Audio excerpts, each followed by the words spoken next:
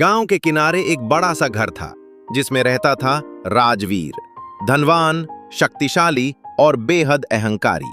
उसके पास सब कुछ था। राजवीर अपने घर में खड़ा नौकरों पर चिल्ला रहा है, तुम लोग कभी सही काम नहीं कर सकते, सब बेकार हो। नौकर चुपचाप सिर झुकाए खड़े थे। उसी समय एक बूढ़ा आदमी फटे कपड़ों में राजीव के दरवाजे पर आकर उससे पानी मांगा। राजवीर ने उसे घूरते हुए कहा, यहां भीख मांगने वालों के लिए जगह नहीं है, निकल जाओ। बूढ़ा आदमी शांत भाव से उसकी ओर देखता रहा और धीरे धीरे वहां से चल दिया। बूढ़ा आदमी रास्ते पर चलते चलते मुस्कुराया और बुदबुदाया, अहंकार का अंत हमेशा बुरा होता है। राजवीर हवेली में अपने दोस्तों के साथ बैठा था और गर्व से कह रहा था, इस गांव में मेरे जैसा कोई नहीं है, सब मेरी वजह से जीते हैं। तभी अचानक तेज हवा चलने लगी। आसमान में बादल घिर आए, आसमान काला हो चुका था, तेज तूफान शुरू हो गया। हवेली की खिड़कियां जोर जोर से हिलने लगीं। नौकर डर गए और भागने लगे। राजवीर चिल्लाया, कोई कहीं नहीं जाएगा, सब यहीं रहो।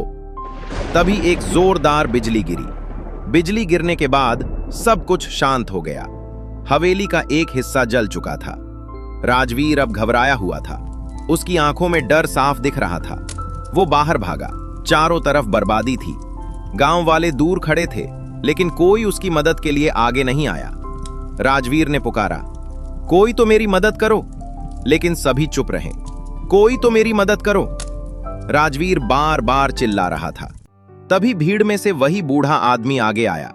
राजवीर ने उसे पहचान लिया, लेकिन इस बार उसके चेहरे पर घमंड नहीं, बल्कि विनम्रता थी। वो धीरे से बोला, मुझे माफ कर दीजिए, मैंने आपको अपमानित किया। बूढ़ा मुस्कुराया और बोला, जब इंसान के पास सब कुछ होता है तब वो खुद को भगवान समझने लगता है, लेकिन असली ताकत विनम्रता में होती है। राजवीर की आंखों में आंसू आ गए। वो जमीन पर बैठ गया और बोला, मैंने बहुत गलत किया, मुझे माफ कर दीजिए। बूढ़े ने उसका हाथ पकड़ा और उठाया। गलती मान लेना ही सबसे बड़ी जीत है। गांव वाले ये सब देख रहे थे। धीरे धीरे सब आगे आए और उसकी मदद करने लगे। गांव वाले अब मिलकर उसकी हवेली की आग बुझा रहे थे। राजवीर भी उनके साथ काम करने लगा। पहली बार बिना घमंड के उसके चेहरे पर थकान थी, लेकिन एक नई शांति भी थी। काम खत्म होने के बाद वो सबके सामने बोला, आज से मैं बदल चुका हूं, अब मैं किसी को छोटा नहीं समझूंगा। कुछ दिन बाद वही आंगन, वही सूरज की किरणें, लेकिन इस बार सब कुछ अलग था। राजवीर अब खुद अपने नौकरों के साथ काम कर रहा था। उसी रास्ते से एक बूढ़ा व्यक्ति फिर से आया।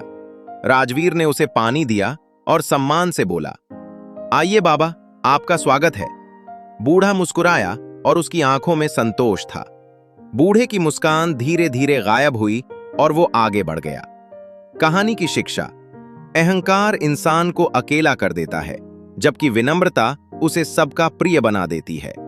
जो झुकना सीख जाता है वही जीवन में सच्ची ऊंचाई पाता है।